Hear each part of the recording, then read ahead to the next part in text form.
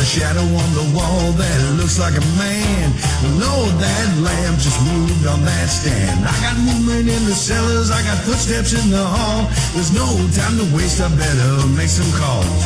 I gotta get ready, make everything right, 'cause all my rowdy friends are goes hunting tonight. Hey, round up the team, let's get started. Hey, this is Brother Mike. There's a party and you're invited. We got the camera set, let's turn off these lights, 'cause all my rowdy friends are goes hunting tonight.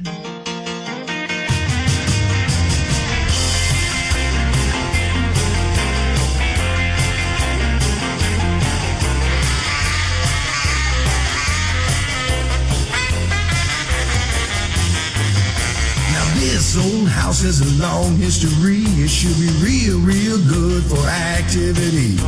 And we got the house wired for sound and got motion alarms setting all around. Got a box full of batteries ready to go, and everyone's itching to start this show. Got our logo tees, driving black SUVs, and that one bald guy with a slick goatee. Hey, round up the team, let's get started. Hey, this is Brother Mike. Well, there's a party and you're invited. We got the camera set, let's turn off these lights, 'cause all my rowdy friends are goes hunting tonight. Hey, round up the team, let's get started. Hey, this is your big brother Mike calling. Well, there's a party and you're invited. We got the camera set, let's turn off these lights, 'cause all my rowdy friends are goes hunting tonight. That's right. Go get 'em, boys. Sure. Sounds good. And welcome everybody to PEMA TV. Welcome to Friday, November 22nd, 2013. Yep. Wow. Already? Yep. I'd always, this year just flew by. It really has. It's made a whole lot of changes. Real quick, March 22nd of 2014. Be sure and come and see Kim and I at the Louisiana Paracon. Robin Marie will be there. Martha Decker Hazard will be there. Martha Hazard Decker. Hazard Decker. Rob Henry, T.L. Jones. This is also a fundraiser for the Wagon Tails Ranch, which is a Pet rescue. Pet rescue there near Ruston, Louisiana, where the Paracon's going to be. And don't forget, in these holiday days, that if you're looking for gifts, you can go to Unique Gifts. Unique Gifts of all kinds of natures. Yes, handmade, homemade, hand-poured, dug out of the ground. Unique fashions that aren't the norm. Yeah. You can also go to MetalunaBoutiqueandStones.com. Right now, that's one of the crystal points. What we're showing right now is one of the crystal point sets that we had just recently mined with our own little dainty hands. And if you're near Gladewater, Texas, don't do it online. Come and see me.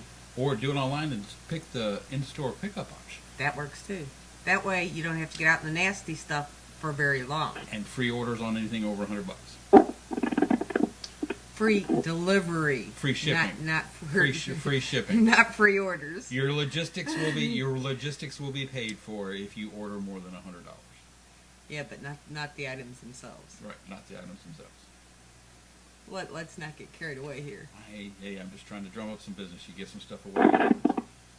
But tonight, folks, we are joined by a very dear friend. We've actually met him in person. It's been a couple of years, but we met him in person at a Hannah House meet and greet. He is the mainstay for the Midwest when it comes to intelligent investigation. Tonight we are joined by Mr. Jason Snyder. And Jason, ITAR is still in operating function, right?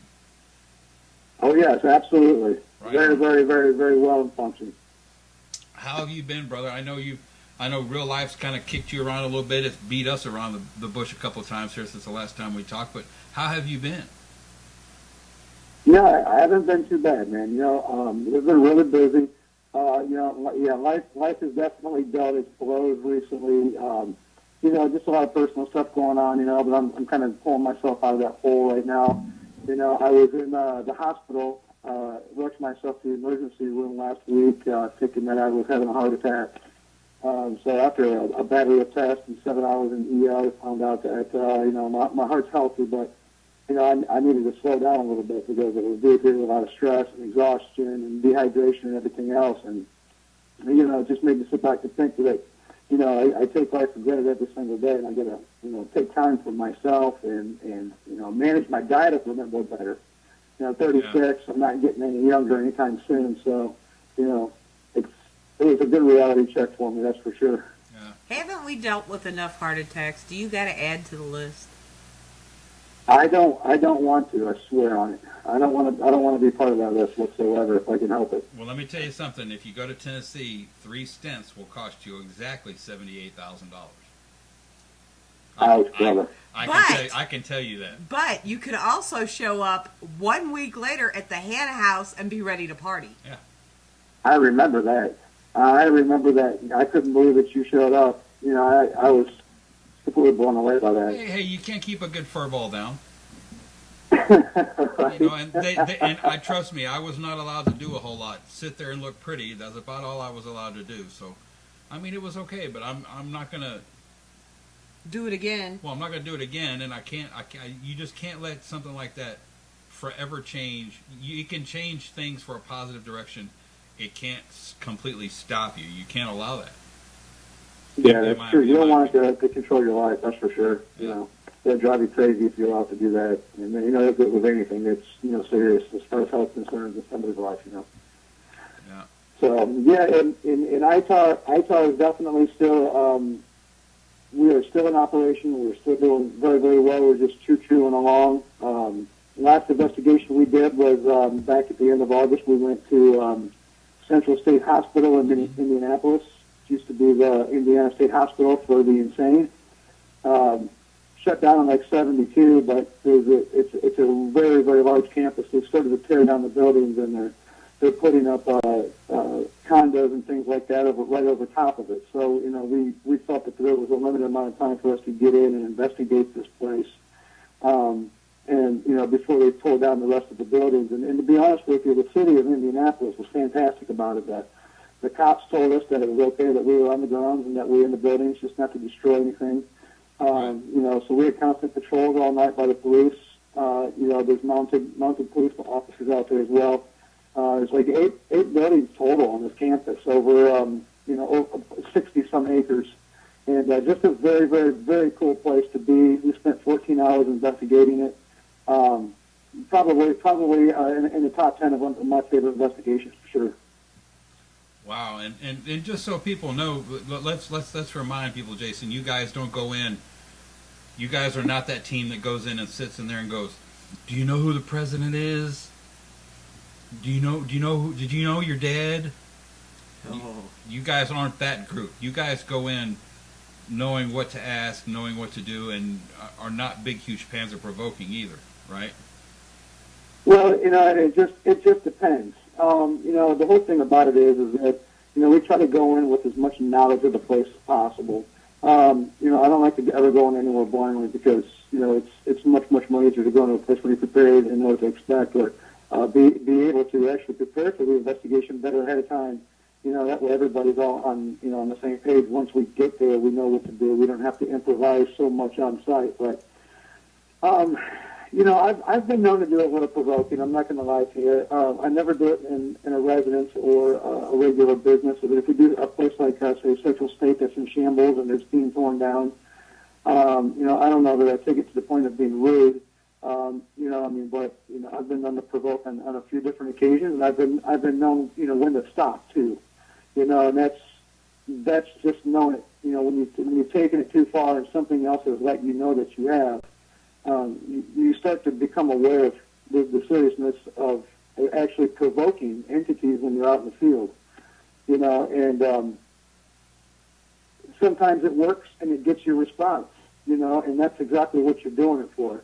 Now, as far as EVPs and questions like that, when we're in the field, we do spend an awful lot of time asking a lot of questions, and sometimes those questions do come up. The thing about it is that while we're doing all of this, we're trying our best is to map out an environment.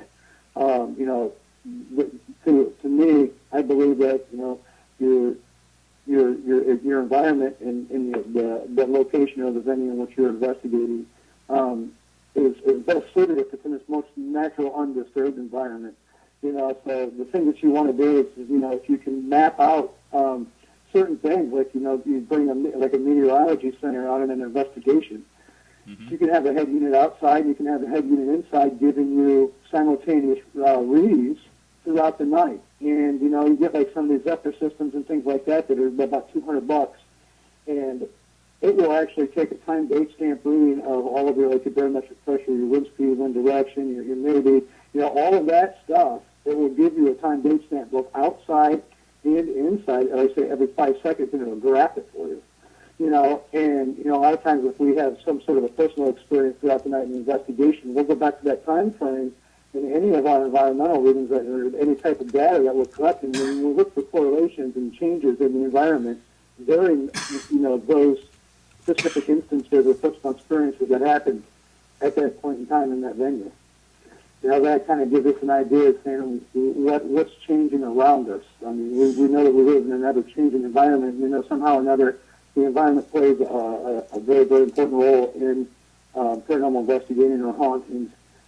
So it's best suited for us to understand the environment better, or at least try to map it and understand what an actual stable environment is, or actually one that may be even conducive to hauntings. Yeah, and document what you're doing. That's something else that I try to stress to everybody. Write stuff down so you don't forget, so you don't have to rely on your memory. Sure, and a lot of times, like one of the things I used to say before is you have DVR systems that have cameras. Well, set up cameras, they watch those cameras, and have cameras that watch you and videotape, or somebody in the crew that's walked down and videotaping what's going on. So you have the dialogue and the actual video of how the investigation is actually rolling along. You have to have that record.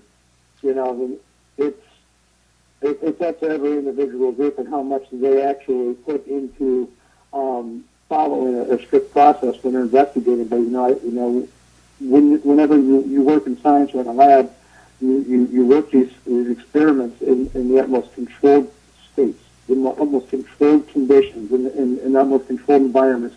So, you try to do the same thing with paranormal investigating, as far as I'm concerned. You want to go and have the same process. You want to know, who's breaking down what, who's setting what up, what we're going to do. We're going to start doing baseline readings. Where we're going to start collecting data. How we're going to break off into groups or whatever the case is. You do it the same way every time, and that will eliminate contamination of your research as well. Well, and I actually found something the other day that I thought was just absolutely cool, and I did post it on the David Rountree Spirit Lab board on Facebook group. Okay. And it's actually, and I believe, if I'm not mistaken, it did have a spot where you could screw in a tripod connection, that standard connector or whatever that is. Sure. But it's a 360-degree panoramic camera, and it's in a ball. And it's actually designed for, I don't want to say extreme sports, but you can actually take it out somewhere and throw it up in the air, and it actually has sensors in it that will detect when it reaches the arc of its trajectory and starts to fall. That's when it takes its picture from its highest point. But it takes a 360-degree panoramic shot of the entire room. And how many times have you had to go back and remember where stuff was at in a room, whereas if you had this thing, you could just walk in with a tripod, set it in the middle, let it take 5 or 6 pictures, or even set it to take pictures while you're in there doing an EVP session. And then you would know exactly where people were in the room, in relation to the camera and your other recording device. Whether or not they yawn, scratch their Right. neck, or whatever. Or if they leaned over to the person next to them when they started talking really, Right. really low, you would at least see that, hopefully. But I thought that was a pretty neat little tool. Absolutely. Sounds like I'm unfamiliar with what you're talking about, but it sounds like it's a really good camera, though. Well, And yeah, I totally agree with your point.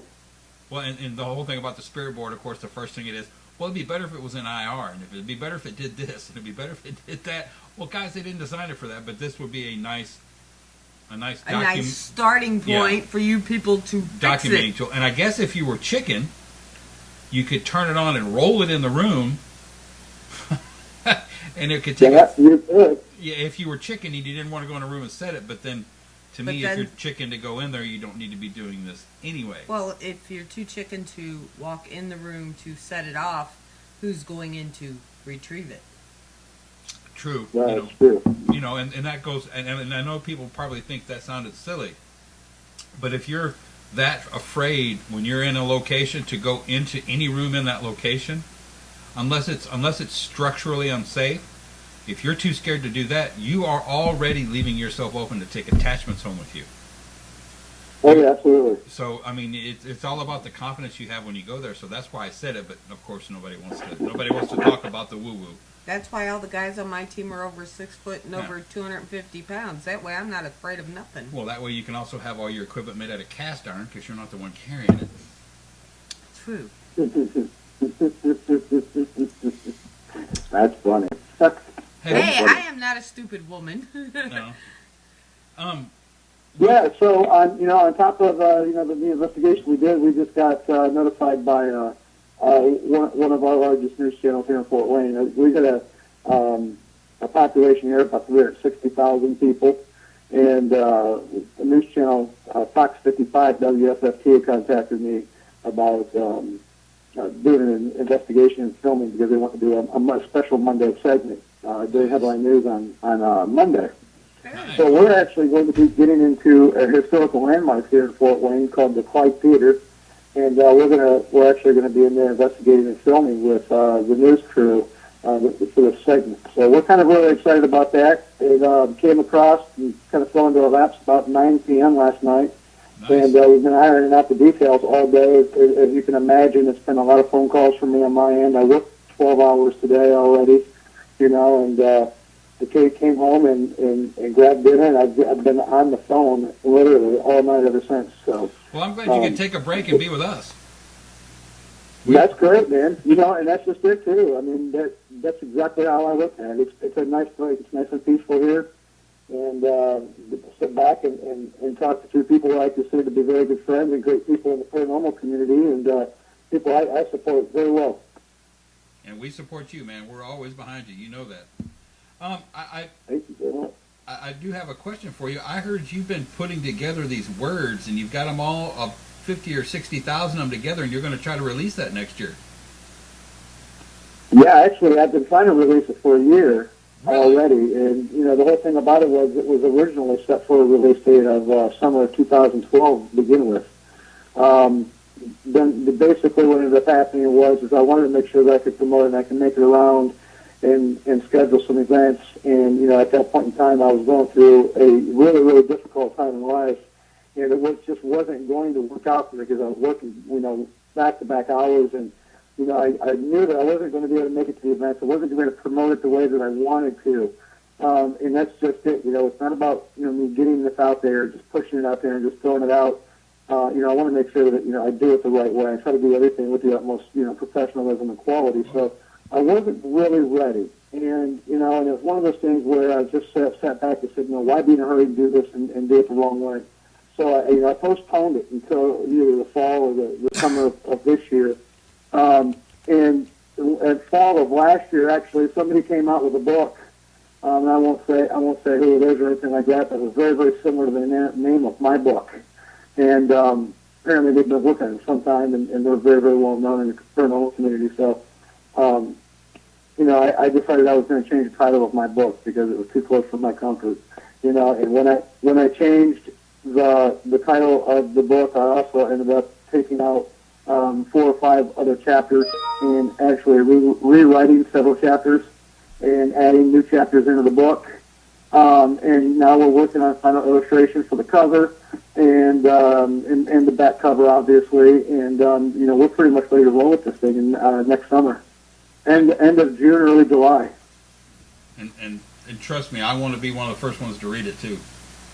You Jason, I will say this: you are one of the few people that we have met in the last how many 5 years, 6 years? 5 years. That we have had respect for the entire time we've known you. Because that's how it is in the paranormal community. You meet people, but eventually they do just something god awful stupid, and not you everybody. can't. Well, not everybody. There but is a group of them. Yeah. There's a very short list of people that we haven't lost respect for. I completely understand exactly where you're coming from when you say that. I know that we're not alone in thinking that actually, but thank you very much for that compliment. That means a whole lot to me. And I can't wait to get the book out. It's been long anticipated. I can't even tell you what the pre-order list this thing's going to be once I get it up and going. So I'm expecting it to do well right out of the gate. And then I'm going to follow up with another book right after that, probably by the following summer after that too. So, but the book due out next year is going to be called Echoes of the Afterlife, nice. And it's going to kind of give a little bit of a brief history of spiritualism and science and a bridge between the two, and some studies that have been going on and some things like that, and going into some of my theories.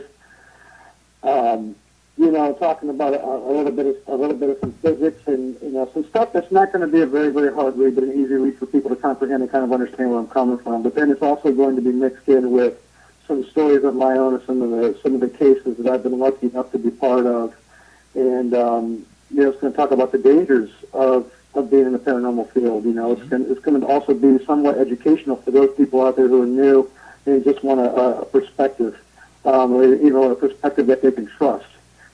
So it's in my mind, it's going to be a book that's going to cover a lot of different bases and boundaries, and some of it may be controversial. We'll see how it's taken, and hopefully though people will just walk away with just saying, it's a good read. I found it informal, and I would definitely buy another book if you wrote one, and that's what I want people to think when they read it. Right. Well, and that's. I think that's why Kim and I we started this whole network, this whole crazy mixed up network thing that we do over here, is because there was no place for anybody to go to get what we thought was reputable information. There was a whole bunch of people replicating what they saw in the shiny box, but as far as the actual free thinkers for the paranormal, there wasn't a place for it. Or trying to get their own right paying show on a big network as opposed to just getting the information out that needed to be out there. Right. And that's why we started this over here. And I think it's taken a couple of years, but people finally kind of see, we're trying to get the good information out there. And if they want a reputable place with shows that are done by people that they can trust, they can come here. So that's what we've shot for. So I totally understand what you're trying to do with what I'm sure is going to be a series of books. I'm backing 100%. I think it's great that people can get that information out there from somebody they trust.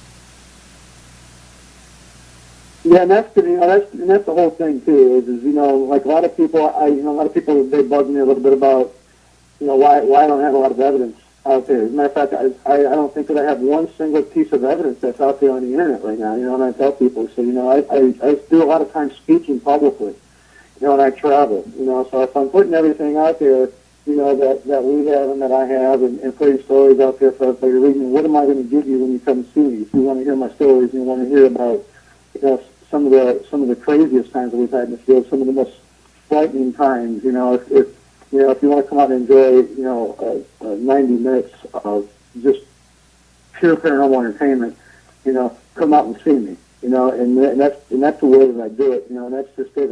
Once I get you out there in front of me, you're going to walk away trusting me, because I'm going to tell it like it is. I'm not a huge network kind of guy. I've been approached by several networks several times over the past, and have definitely turned everything down. Didn't want to be part of it. I don't believe a lot of things that a lot of the television networks are involved in, what they're trying to do with the paranormal field and things of that nature. So I kind of, move at my own drumbeat. You know what I mean? I trust me, I totally agree with you. Well, we couldn't, we don't post anything out there either. I can, you can. I think we've just done one evidence show when we lived in Tennessee. But what I'm saying is, as far as the social media and stuff, we're a lot like Jason. None of our stuff gets posted out there. Well, and Jason, would you agree with this statement that you've reached a point in paranormal researching that you don't really care what anybody else thinks? You're not doing this for everybody else. You're doing this for your own reasons. So you don't need that. You don't need that. You don't need that validation from the Facebook trolls because that's what happens when you post something on Facebook. If there's 100 responses, 80 of them are negative. 10 of them are how did you do that, and the other 10 are that's a good reasonable catch. So how do you? There's no way to control the trolls over there. So, like Kim said, I think we've done one evidence show in 3 years, and I don't replay it. I don't go back to it all the time.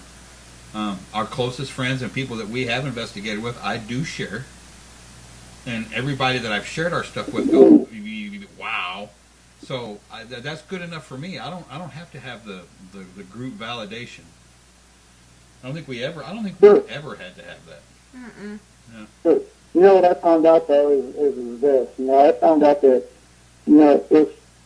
if you can get over the hump of and like I said, I live in a fairly decent sized city, so you can imagine that there's several paranormal groups that are here in this town. Right. If you can get over the hump of this is a territorial pissings, this is my territory, this is your territory, we do this better, look at us, get over the animosity that teams have between each other in a lot of other places. And I know you guys know exactly what I mean when I say that. Mm-hmm. We don't really have that here in Fort Wayne. That's what's great. We have probably 4 to 6 groups here in Fort Wayne that all work together. I'm involved in a lot of stuff that they have to take care of and a lot of things that they're involved in.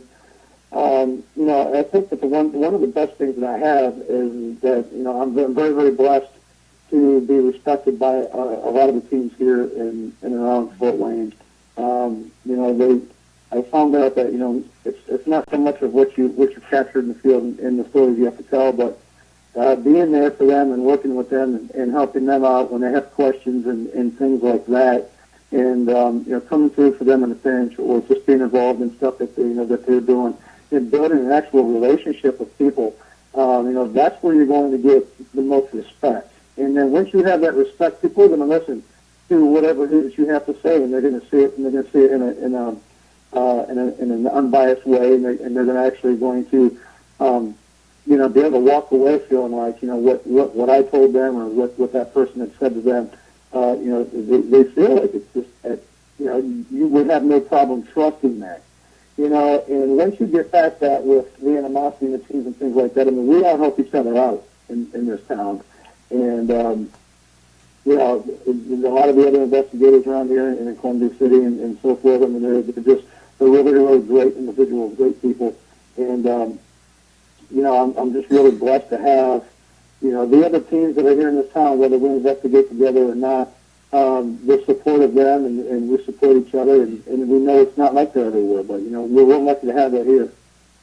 Yeah, that's that's something a lot of people, and Kim's talked about this before, the paranormal unity does exist, in small groups. In small groups, smaller gatherings, paranormal unity isn't a problem. Like you just mentioned, it's the territorial pissing matches that people get into. It's the my data's better than your data, or bigger than your data, bigger than your data. My evidence can put up your evidence, sure. Right, yeah. And let me call my big brother, and you call your big brother, whatever. And I don't want to say, just to go back to something, not to interrupt you, Eric, but to go back to talking about giving presentations and things like that, when I say it's paranormal entertainment, when I give this presentation, I have that, what a lot of people would say, that knack for keeping you on the edge of your seat. And I do give it to you, I do give it to you straight, I don't lie. I don't embellish stories or anything of that nature. But going into the presentation itself, before I actually take the stage or whatever, I do have this intro that I go through. And it's a very, very, what you could say, it's kind of like a very, very hair-raising, very, very suspenseful intro that goes into me coming out and speaking. So I also like to try to give people that entertainment value, that shock value that they come for, and then I give it to them the way that they need to be told. And that's the best thing about presentations, is people walk away and think, well, that didn't seem like this long, boring, drawn-out lecture. This was what kept me on the edge of my seat, and it was fantastic. I'd come see you again, and that's what it's all about. And up until this point, all the money that I've ever charged at the door has all gone to a charity. I've never pocketed a dime from anything that I've ever done in the paranormal. And that's to be respected. Trust me. That just so you know, that's also one of the things on my bucket list, is to actually show up to one of the tinny talks that you join him at. That's on my bucket list. Yeah, John Tenney's a great guy. Yeah, he is. He's a very intellectual fellow. I had the opportunity to meet him the first time at an SNP conference back about 2 years ago. I think it was 2010, 2011 actually. And yeah, John and I, we got along, pretty well off the bat. Really, really good guy. I've worked with him. Obviously, I've had him at one of my events here in Fort Wayne. And he's great to listen to talk. Like I said, he's very intellectual, he's a knowledgeable guy. But even out of the spotlight, off the stage or whatever, he's a super great guy, very down to earth, very fun to be around. I like John a lot. I don't have a bad thing to say about the guy. Yeah, John's one of those rare. He's one of those rare ones. John's just fun. Yeah. He can sit there and be serious Professor John Tenney for like hours and hours and hours.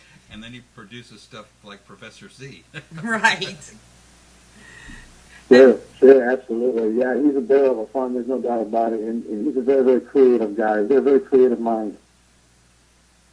And that's something I wanted to talk with you about tonight. How important, because these skills are not taught in school anymore, how important do you think it is to be a free thinker when you go out on a paranormal investigation? Oh, man, yeah, and that's a great question, Eric, because, I believe that a lot of people, especially a lot of skeptics, I think that if people don't believe, if people don't allow their mind to be open, without, obviously letting themselves get too psyched out, but just relaxing themselves and being willing to have a paranormal experience. I think that's the best, that's the most important thing. Because I do believe that as skeptics, I think it's very possible that people can unknowingly block things out, and that's just like I've always told people, as a skeptic, it's okay if you don't believe, but don't shut it out either. At least be willing to accept it if it is out there and see for yourself. And rationalize if you will. But if you have a question, come talk to me. Something like what you said earlier was, I don't give a shit what other people think. When I first started this out, I wanted to tell skeptics and change skeptics. I wanted to tell them about the investigations. I wanted to change their minds about what they believed and what they didn't believe. And I just realized that, you can't do that to people. You just can't. And it's a waste of time to do it. And that's kind of where my road started with, that whole thought process. Well, I really don't give a shit what other people think, and the reason why it is because I'm kind of on a personal mission, and I do love to share my personal mission with other people. If you want to listen, that's great. If not, no harm, no foul. Yeah, I totally, I back that statement up 100%. And that, but once again, that also goes back to actually doing investigations, and because we've talked about this a lot recently. The people that get attachments and have problems when they paranormally investigate are the people that come squealing up sideways that just dropped off kids at 12 different babysitters. They're only doing this because they think they can talk to somebody. They come running up at the last minute, joining the group.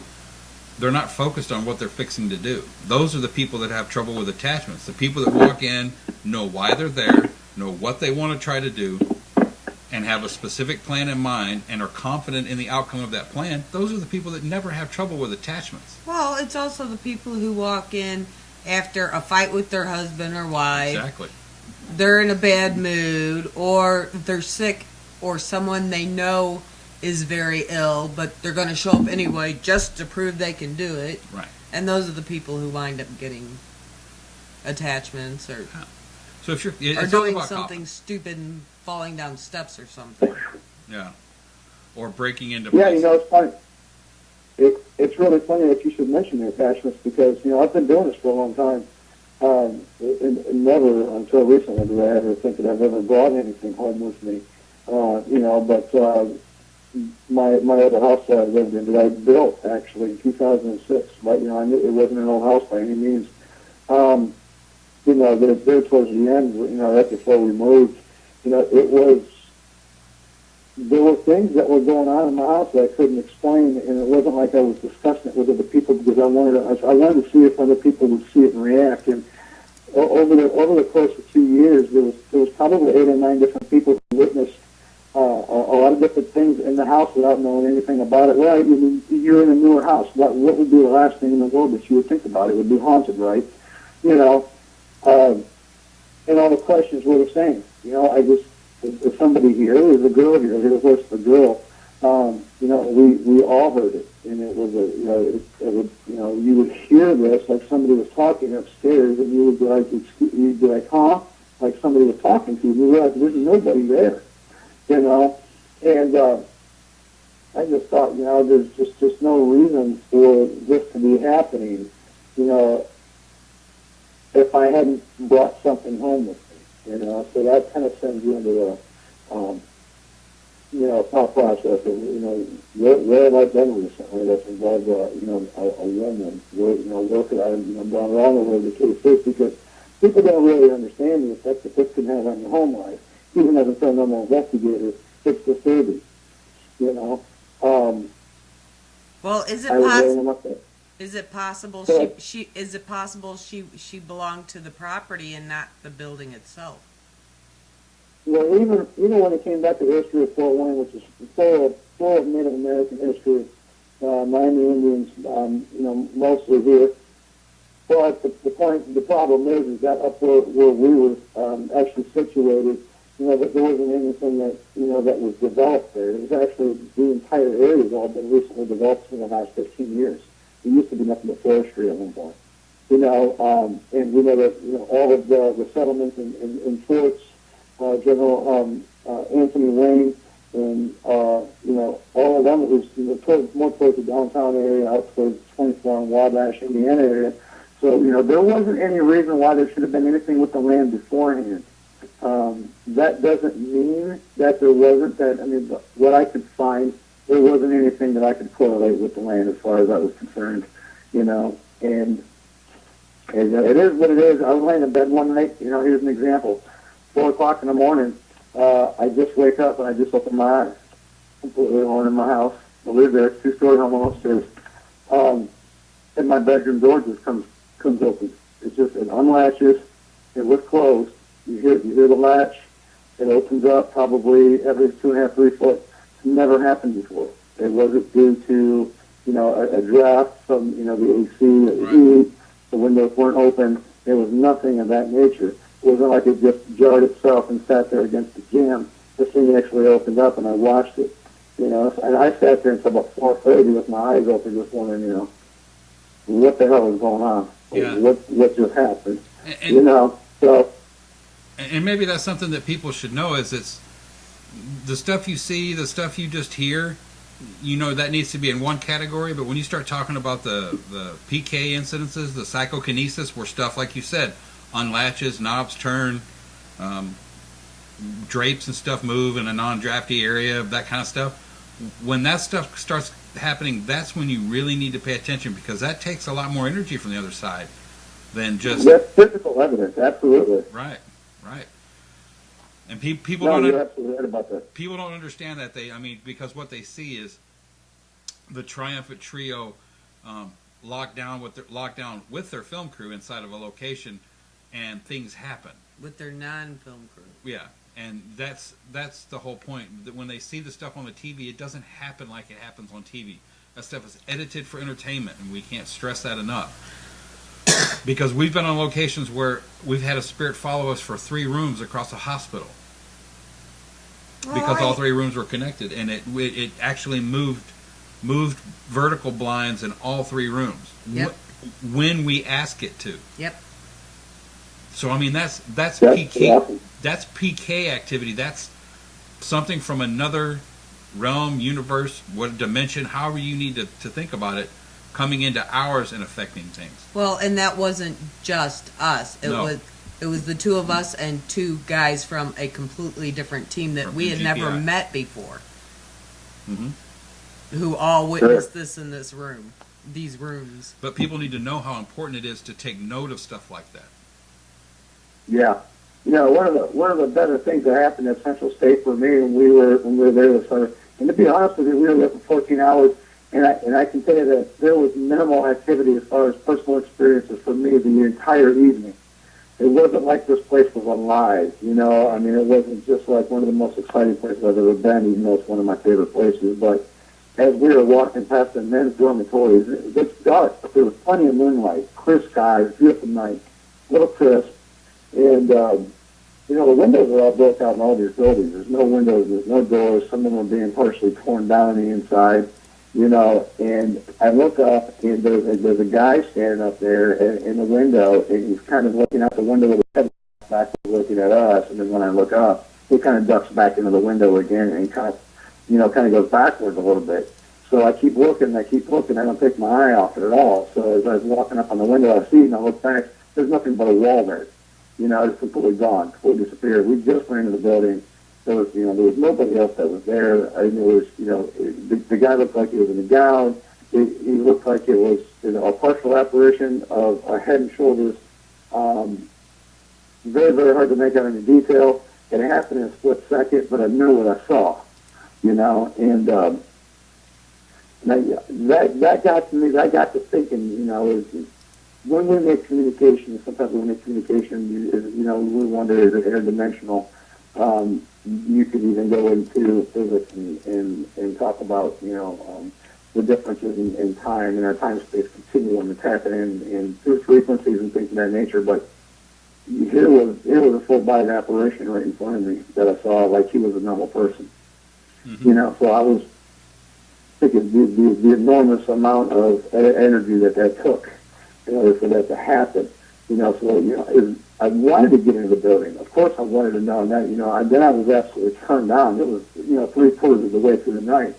You know, and I'm at this point I'm pretty pumped up, you know, to get in and investigate even more. But it was definitely an experience. You know, it's not the first time I've seen shadow figures or full-body apparitions, but it is one of the first times that I ever saw something that looked exactly like a real person that was just completely disappeared.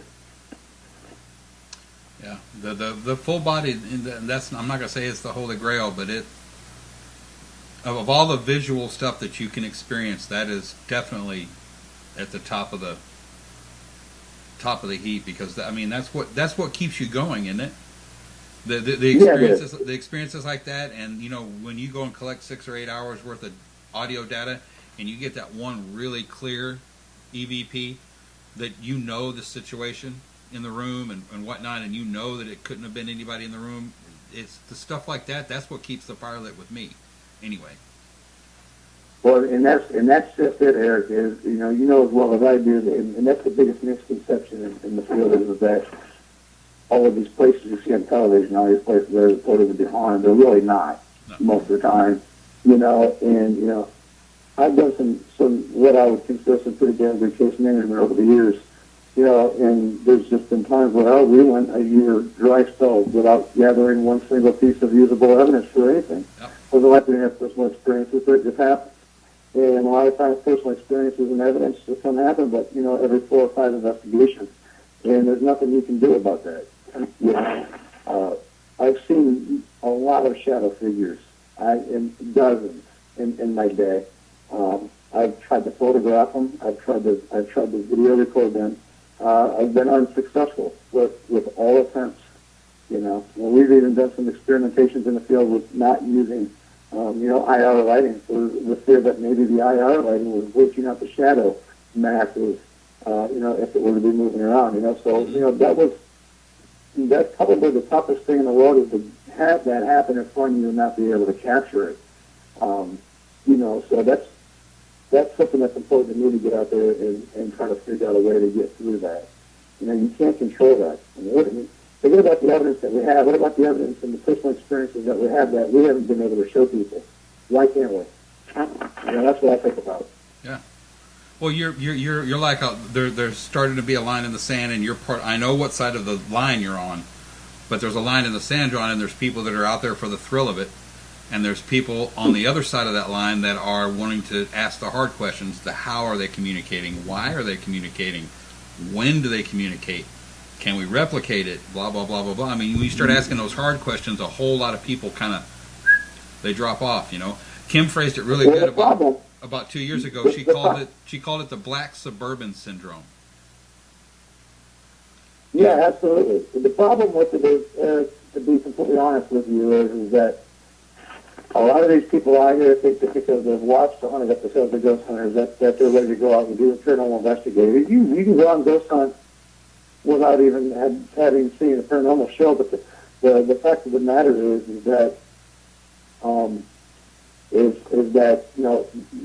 when you get out there and you're going to do what you're going to do, you're going to pick and choose what you're going to do. If you want to do it for fame, you're in it for the wrong reasons. You'll lose interest very, very fast.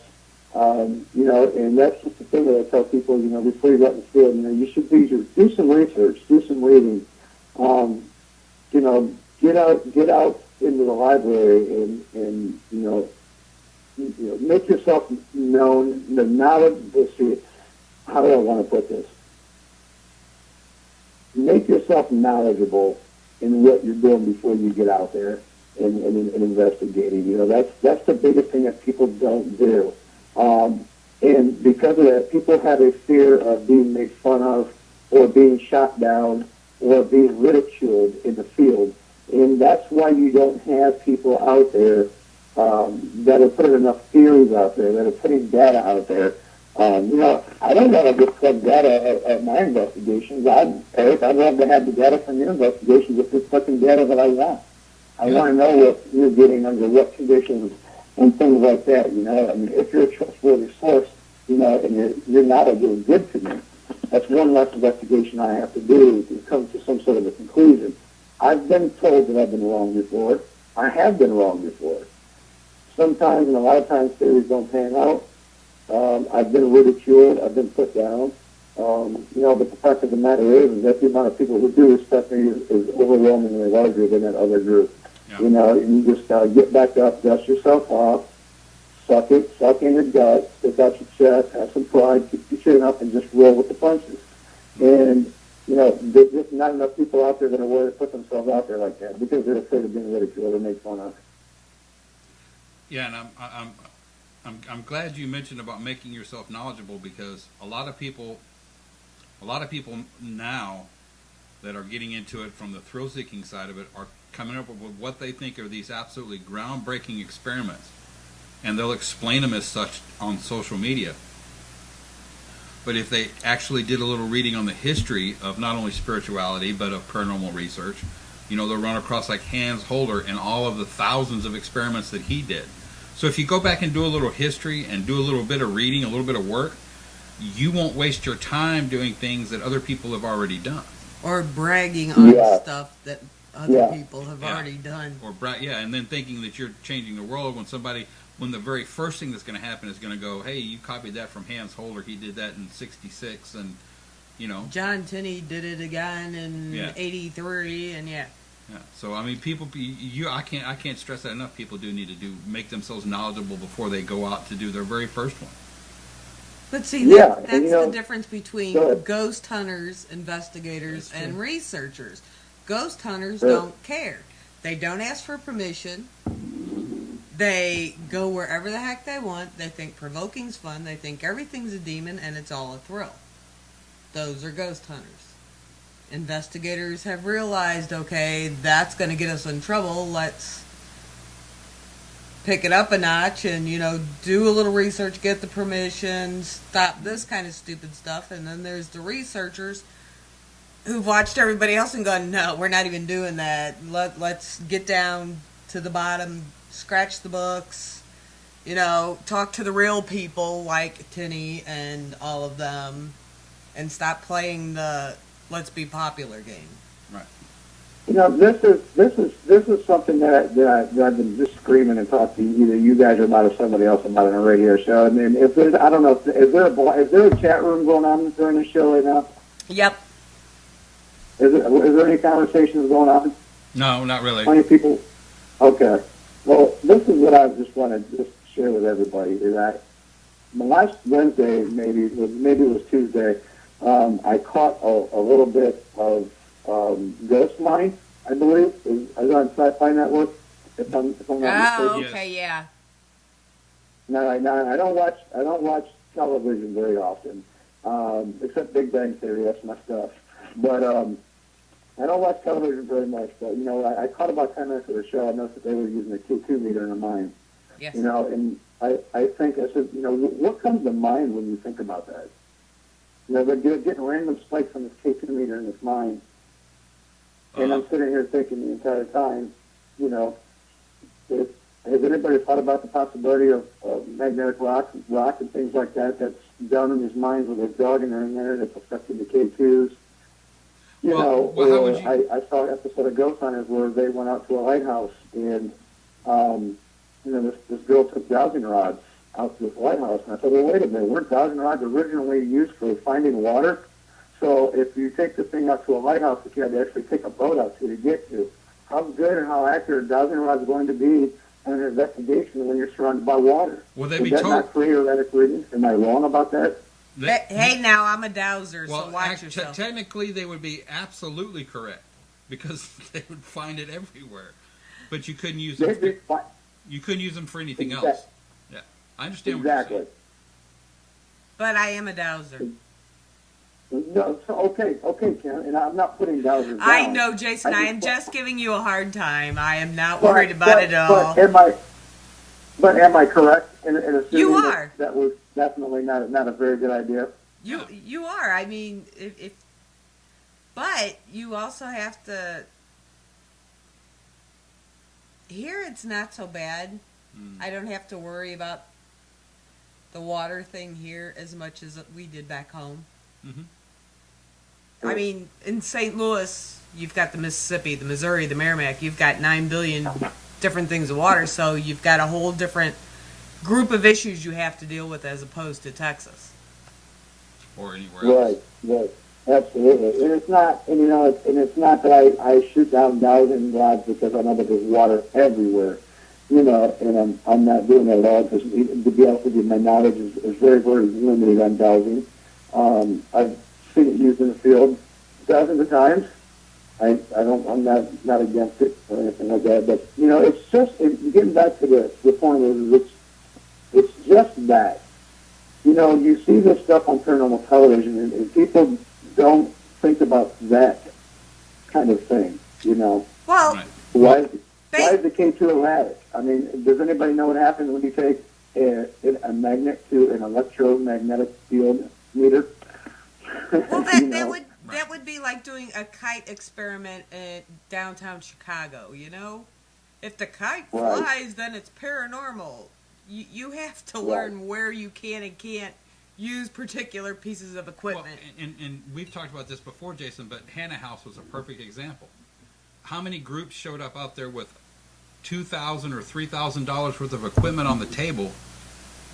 And one group at the last time when we met you there, one group I actually asked, they said that they had just got all this stuff in the mail, and you could not only buy a T-shirt, a cup, and a cap from them. And a bumper sticker. And a bumper sticker, but sometime later that evening, they were going on their first investigation. And I can guarantee you most people have never read their instruction manuals for these stuff when they get them, millimeter, whatever. Because you see people jerking around with a millimeter. If you read your book, even the better, unless he's changed it majorly, the millimeter cycles once every 3 seconds. So if you move it faster than once every 3 seconds, you're not even going to get good information from that.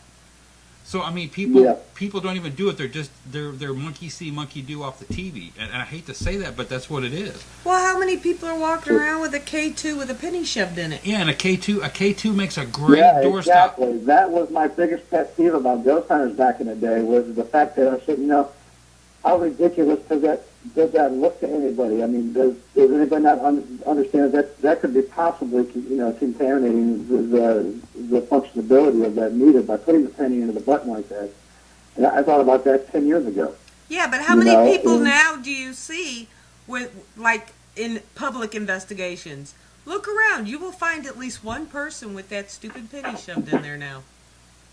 Sure. You know what I saw? I saw a couple months ago, and it was really funny. I had to chuckle about it. It was some team decided they were going to take a picture of all their equipment. They set it out on the table and had it, all nicely arranged and all this thing. They had, like 12 K2 meters, okay, like 5 millimeters, like some stupid number, astronomical number of voice recorders. I want to say it was probably about 20, 25 voice recorders, parabolic microphones, headphones, the whole nine yards. And I thought, geez, there's not even a notepad in that entire inventory of equipment. Right. I don't go into an investigation without a freaking notepad in my hand. I'm sorry. If I have my notepad and my recorder, that's all I need. Yeah. And people don't understand. I don't know. I don't know. I have to argue that Mary has the trap cam that I absolutely love. And that's one reason, the trap cams, like the hunters deer trap cams. The motion detection cams. Yep. You're talking about trail cams. Yeah, trail cams. They've become so very popular, but like Kim was saying, that's because their motions. It takes a certain amount of motion to set them off to begin with. So they become a very valuable piece of equipment. And those I really like because every time Mary's used it in one particular location, we've realized every time it snaps a picture, the temperature goes up, not down. So it's not cold spots, it's hot spots in this place. Yeah. Well, is there a possibility? Could that be affected by the IR? Is there a flash in that could create heat at that point in time? Not 3 or 4. Not 3 or 4 degrees like that. No. Okay. Sure. I can understand where you're coming from. Absolutely. And it's the Shanley Hotel. That's the other thing that hurts me too is we believe in the field that cold spots are associated with paranormal investigating. They think that the reason why that is because the entity is taking the most natural kind of energy out of the air, which is heat, correct? So if the entity is taking in heat and you're overstanding with your thermometer or your meter in the cold spot, you're in the wrong area because the heat was drawn from that spot. It doesn't necessarily mean that's where the entity would be standing. You would almost think theoretically that you would be looking for a warmer area, being that it was taking in the heat. Right. If that makes sense. Well, see, the last time she used it was up at the Shanley Hotel, and from 9:30 to, 4:15 in the morning, the temperature had never changed. It was 59 degrees. The trap cam... That's not New York, right? Yep. Yeah, and the trap cam took two pictures at 4:29 within a minute's time, and the first picture, it jumped 1 degree. The second picture, it jumped another 3 degrees. It would not go up 4 degrees in less than a minute, regardless. Yeah, that's pretty significant. Yeah. But see, that's the great thing. Some of the equipment, almost all pieces of equipment that are used in the paranormal now have been used for something else. But the great thing about it is some of them we couldn't have designed any better, like the trap cams that can track temperature, time of day. All this is on on the pictures when it takes them. It tells you that it's this many degrees. And I mean, if it is someone standing there messing around, you get the picture of someone standing there messing around. Yeah. So. Yeah, that's foolproof. There's no doubt about it. And it has all your data right there for anybody to look at. Sure. Oh yeah. Yep. Well, Jason, I hate to do this. Tell people where I'm putting up a link to your Facebook if they want to send you a message. When can people expect the book? The book will be out Like I said, late June, early July of next year. I'm going to start a site for pre-order probably sometime in May. It'll be probably available through on a website, through Amazon, through me at my events, obviously. And if anybody wants to book me for any kind of lectures or anything going on, as far as 2014 year is concerned, they can get a hold of my agent at No Boundaries Media Entertainment. She's also on Facebook as well, so you can look them up there, send her a message, or you can email her, which is also on her Facebook, and set something up through her. I do travel around through the tri-state area and even abroad past that, depending on what my schedule is and how busy I am. So anybody has any questions can look me up, friend me on Facebook. I'd be glad to meet anybody who wanted to be my friend. So I'm his friend. Yeah, me too. And Jason, we want to thank you so much for coming on tonight. Don't hang up. Let us get off air. I got something I want to tell you about off air, but I'll tell you off air. Don't forget, everybody, this holiday season, don't forget to go to MetalunaBoutiqueandStones.com to get all of your present needs taken care of. And if you're going out paranormal investigating this weekend, be careful, be safe, get permission. And everybody have a happy Thanksgiving, because we won't see you till then. That's right. We won't see them until next Friday after Black Friday. Yeah. Bye, guys. Night. This old house has a long history. It should be real, real good for activity. And we got the house wired for sound and got motion alarm setting all around. Got a box full of batteries ready to go, and everyone's itching to start this show. Got our logo tees, driving black SUVs, and that one bald guy with a slick goatee. Hey, round up the team. Let's get started.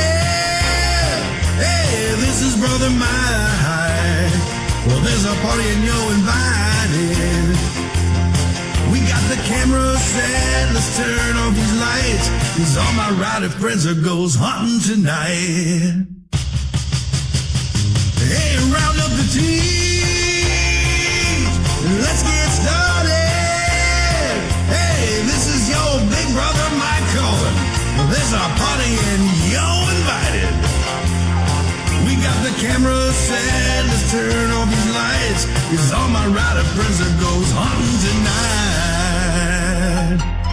That's right. Go get 'em, boys. sure. Sounds good. And welcome, everybody, to PEMA TV. Welcome to Friday, November 22nd, 2013. Yep. Wow. Already. Yep. I'd always... This year just flew by. It really, really has. It's made a whole lot of changes. Real quick, March 22nd of 2014. Be sure and come and see Kim and I at the Louisiana Paracon. Robin Marie will be there. Martha Decker Hazard will be there. Martha Hazard Decker. Rob Henry, T.L. Jones. This is also a fundraiser for the Wagon Tails Ranch, which is a Pet rescue there near Ruston, Louisiana, where the Paracon's going to be. And don't forget, in these holiday days, that if you're looking for gifts, you can go to Unique Gifts of all kinds of. You know, it was a good reality check for me, that's for sure. Yeah. Haven't we dealt with enough heart attacks? Do you got to add to the list? I don't want to. I swear on it. I don't want to be part of that list whatsoever if I can help it. Well, let me tell you something. If you go to Tennessee, 3 stents will cost you exactly $78,000. Ouch, brother. I can tell you that. But you could also show up 1 week later at the Hannah house and be ready to party. Yeah. I remember that. I couldn't believe that you showed up. You know, I was completely blown away by that. Hey, you can't keep a good furball down. Right. You know, and trust me, I was not allowed to do a whole lot. Sit there and look pretty. That's about all I was allowed to do. So, I mean, it was okay, but I'm not gonna do it again. Well, I'm not gonna do it again, and I can't. You just can't let something like that forever change. You can change things for a positive direction. It can't completely stop you. You can't allow that. Yeah, that's true. You don't want it to control your life. That's for sure. You know, it'll drive you crazy if you allow it to do that. And you know, with anything that's serious as far as health concerns in somebody's life. Yeah. So yeah, in ITAR is definitely still. We are still in operation. We're still doing very, very well. We're just chewing along. Last investigation we did was back at the end of August. We went to Central State Hospital in Indianapolis. It used to be the Indiana State Hospital for the insane. Shut down in like 72, but it's a very, very large campus. They started to tear down the buildings, and they're putting up condos and things like that right over top of it. So we felt that there was a limited amount of time for us to get in and investigate this place. And before they tore down the rest of the buildings. And to be honest with you, the city of Indianapolis was fantastic about it. That the cops told us that it was okay that we were on the grounds and that we were in the buildings, just not to destroy anything. So we had constant patrols all night by the police. There's mounted police officers out there as well. There's like eight buildings total on this campus over 60 some acres. And just a very, very, very cool place to be. We spent 14 hours investigating it. Probably in the top 10 of my favorite investigations for sure. Nature's. Yes, handmade, homemade, hand poured, dug out of the ground. Unique fashions that aren't the norm. Yeah. You can also go to MetalunaBoutiqueandStones.com. Right now, that's one of the crystal points. What we're showing right now is one of the crystal point sets that we had just recently mined with our own little dainty hands. And if you're near Gladewater, Texas, don't do it online. Come and see me. Or do it online and pick the in-store pickup option. That works too. That way you don't have to get out in the nasty stuff for very long. And free orders on anything over $100. Free delivery. Free shipping. Not free shipping. Not free orders. Your logistics will be paid for if you order more than $100. Yeah, but not the items themselves. Right, not the items themselves. Let's not get carried away here. Hey, I'm just trying to drum up some business. You get some stuff away. But tonight, folks, we are joined by a very dear friend. We've actually met him in person. It's been a couple of years, but we met him in person at a Hannah House meet and greet. He is the mainstay for the Midwest when it comes to intelligent investigation. Tonight we are joined by Mr. Jason Snyder. And Jason, ITAR is still in operating function, right? Oh, yes, absolutely. Right. Very, very, very, very well in function. How have you been, brother? I know real life's kind of kicked you around a little bit. It's beat us around the bush a couple of times here since the last time we talked. But how have you been? Yeah, I haven't been too bad, man. We've been really busy. Life has definitely dealt its blows recently. Just a lot of personal stuff going on, but I'm kind of pulling myself out of that hole right now. I was in the hospital, rushed myself to the emergency room last week, thinking that I was having a heart attack. So after a battery of tests and 7 hours in ER, I found out that, my heart's healthy, but, I needed to slow down a little bit because it was due to a lot of stress and exhaustion and dehydration and everything else. And, it just made me sit back and think that, I take life for granted every single day, and I got to, take time for myself and manage my diet a little bit better. 36, yeah. I'm not getting any younger anytime soon, so. Wow, and just so people know, let's remind people, Jason, you guys don't go in, you guys are not that team that goes in and sits in there and goes, do you know who the president is? Did you know your dad? Oh. You guys aren't that group. You guys go in knowing what to ask, knowing what to do, and are not big, huge fans of provoking either, right?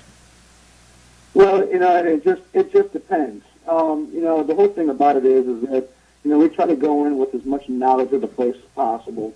I don't like to ever go in anywhere blindly because, it's much, much more easier to go into a place where you're prepared and know what to expect, or be able to actually prepare for the investigation better ahead of time That way everybody's all on, on the same page. Once we get there, we know what to do. We don't have to improvise so much on site. But, I've been known to do it with a provoking. I'm not going to lie to you. I never do it in a residence or a regular business. But if we do a place like, say, Central State that's in shambles and it's being torn down, I don't know that I take it to the point of being rude. But I've been known to provoke on a few different occasions, and I've been known, when to stop too. And that's just knowing it. When you're taking it too far and something else is letting you know that you have, you start to become aware of the seriousness of actually provoking entities when you're out in the field. And sometimes it works and it gets your response. And that's exactly what you're doing it for.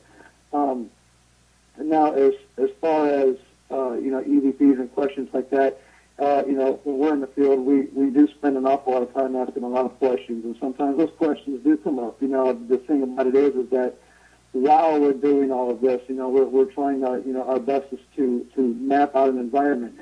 To me, I believe that your environment and the location of the venue in which you're investigating is best suited if it's in its most natural, undisturbed environment. So the thing that you want to do is, if you can map out certain things, like, you bring a meteorology center out in an investigation. Mm-hmm. You can have a head unit outside, and you can have a head unit inside giving you simultaneous reads throughout the night.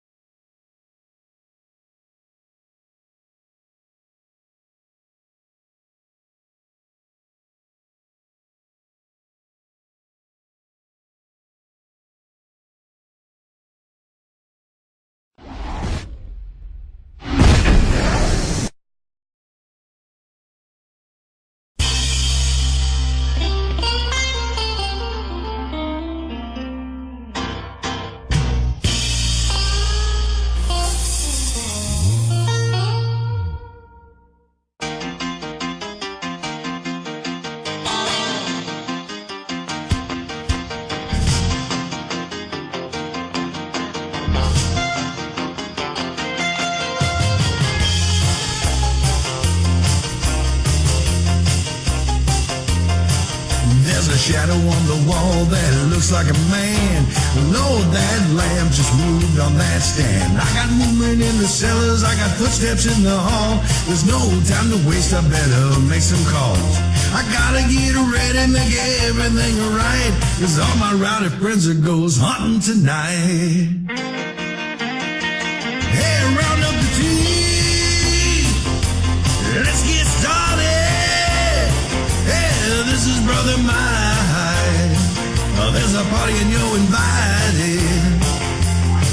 We got the camera set, let's turn off these lights, 'cause all my rowdy friends are goes hunting tonight.